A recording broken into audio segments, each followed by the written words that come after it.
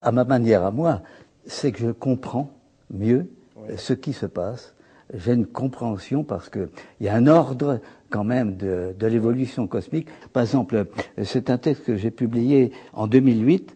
C'était l'époque de mai 68.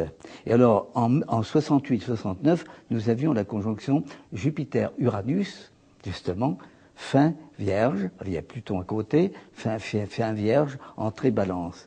42 ans se sont écoulés. Et nous avons maintenant la fameuse conjonction Jupiter-Uranus, fin Poisson. À l'époque, je dis, il y a un homme d'État qui a pris le pouvoir au moment de la conjonction en question, en 68 ou 69, c'est Kadhafi, Bon.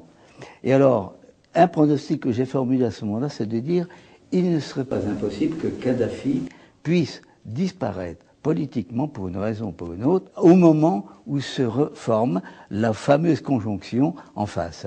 Et il est quand même significatif qu'on en a parlé depuis 2 jours avec la révolution qui s'est passée, car jusque-là, on ne savait pas, au fond, la crise qui a commencé en 68, en 2008, j'en suis plus. On se perd vite dans les dates en astrologie mondiale. La crise qui a commencé en 2008 avec l'opposition Saturne-Uranus a été la crise économique, est venue derrière l'opposition Jupiter-Saturne, l'Europe, mais jusqu'ici, je considérais que la conjonction Jupiter-Uranus n'avait correspondu à rien historiquement.